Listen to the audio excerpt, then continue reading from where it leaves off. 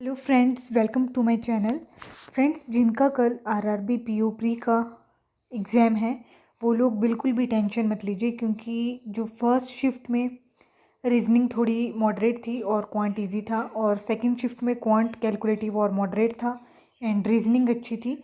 लेकिन आप लोग एक बात का ध्यान रखिएगा कि अगर आपके पास थोड़ा बहुत टाइम है अभी, रॉन्ग नंबर सीरीज़ ज़रूर करके जाइए। ठीक है, पैटर्न देख लीजिए जल्दी से जल्दी। और अगर आप स्टक होते हैं किसी में, आपको ज़्यादा टाइम लग रहा है, तो स्किप कर दीजिए। ठीक है, सबसे पहले या तो अप्रॉक्सीमेशन या सिंप्लीफिकेशन आएगी 5 मार्क्स की। नंबर सीरीज़ या तो रॉन्ग आएगी, या फिर आपको ऐसा भी हो सकता है कि नंबर सीरीज़ की जगह क्वाड्रेटिक आ जाए। ठीक है, क्योंकि इन दोनों में से आएंगे। 10 क्वेश्चन ही थे आज भी, अप्रॉक्सीमेशन के 5 थे और 5 रॉन्ग नंबर सीरीज़ के थे। बाकी जैसे कि आपको पता है कि 2 DI आई थी इस बार टेबुलर, एक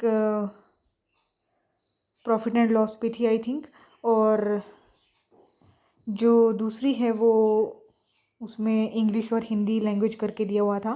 ठीक है, और उसका रेशियो। और थर्ड केस लेट आई थी, केस लेट काफ़ी कैलकुलेटिव थी। बाकी अरिथमेटिक के 15 क्वेश्चन थे।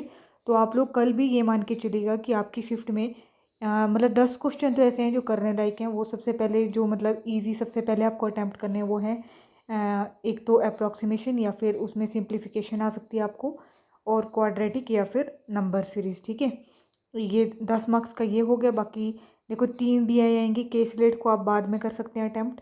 बाकी जो 2 DI हैं उसमें पहले इजी को उठाइए, उसके बाद सेकंड पे स्विच कीजिए। और अरिथमेटिक के जो भी क्वेश्चन जो टॉपिक आपके स्ट्रॉन्ग हैं उनको पकड़ के जो क्वेश्चन आपको देखते कि लग रहा है कि बन जाएंगे तो उनको अटैम्प्ट कीजिएगा, बाकी बाद में कीजिएगा। और रीजनिंग में सबसे पहले मिसलेनियस पार्ट अटैम्प्ट कीजिएगा। वही एक चाइनीज़ कोडिंग डिकोडिंग आ रही है। ठीक है, हो सकता है आपको कल डायरेक्शन, डिस्टेंस एंड डायरेक्शन आ जाए, क्योंकि आज उस पर बेस्ड क्वेश्चन नहीं थे। और या वो आ सकता है अल्फ़ाबेटिक सीरीज़ आ सकती है, जैसे ABCDEF। ठीक है, फिर बोला है कि इसके 7th लेफ्ट अगर इससे इंटरचेंज कर दें, इस टाइप के क्वेश्चन आ सकते हैं। और बाकी आपका जो पज़ल है वो 4 से 5 आएंगी।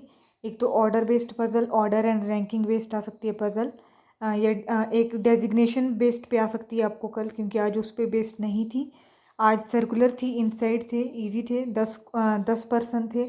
फ्लैट फ्लोर वाली आई थी, और पैरेलल रोज आई थी, और क्या आई थी, हाँ एक वो कंपैरिजन बेस्ड पजल थी। तो कल आपको आ सक, और एक मंडे से संडे तक पर्सन थे, और उन वो कुछ मतलब फ्रूट्स लाइक करते थे, जैसे मैंगो वगैरह। ठीक है, सो आपको आ सकता है कल बॉक्स बेस्ड पजल।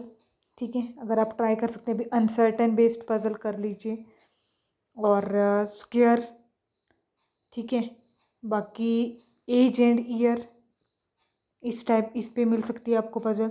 तो जो पज़ल आपको लगता है कि टाइम टेकिंग है उसको एंड में कीजिएगा।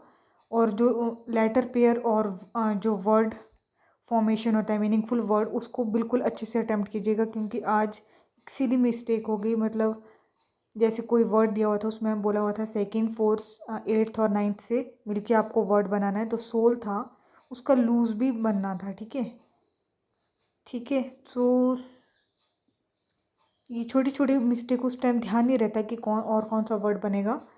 सो मोर देन वन वर्ड्स। तो इस क्वेश्चन को अगर आप स्किप करना चाहते हैं तो स्किप कीजिए। अगर आप अटैम्प्ट करना चाहते हैं तो प्लीज़ देख लीजिएगा कि और मीनिंगफुल वर्ड तो नहीं बन रहे कुछ। ठीक है, सो इसको भी एंड में अटैम्प्ट कीजिएगा। ब्लड रिलेशन कन्फ्यूजिंग आता है, तो उसमें एक छोटी सी मिस्टेक आपको गड़बड़ कर देगी। ठीक है, सो ब्लड रिलेशन को एंड में अटैम्प्ट कीजिएगा, जब आपको लास्ट में 1-2 मिनट, 2-3 मिनट रह जाते हैं तो अटैम्प्ट कीजिएगा। ठीक है, बाकी उससे पहले मिसलेनियस कर लीजिए और जो आपकी पजल्स हैं। सो ये मेरी एडवाइस है, और आपको अच्छा लगे तो प्लीज़ कमेंट बॉक्स में टाइप करके बताइए। अभी थर्ड शिफ्ट ओवर हो गई है, उनका रिव्यू देखते हैं कि क्या क्या आया है। आप लोग कमेंट बॉक्स में टाइप करके बता सकते हैं। और बस बिल्कुल भी टेंशन मत लीजिए, क्योंकि कल आपका एग्ज़ाम है। आज पढ़ने की कुछ ज़रूरत नहीं है। पढ़ सकते हैं आप कुछ तो रॉन्ग नंबर सीरीज़, एक आधी क्विज़ लगा लीजिए कहीं से। ठीक है, ये पैटर्न देख लीजिएगा। बाकी पज़ल की एक आधी क्विज़ लगा लो, और बस इनकी लगा लो, ज़्यादा नहीं, ज़्यादा नहीं। जितना ज़्यादा टेंशन लोगे उतना ज़्यादा पेपर ख़राब होता है। ठीक है, तो टेंशन तो लेनी ही नहीं है, क्योंकि कंपोजिट टाइम होता है 45 मिनट्स।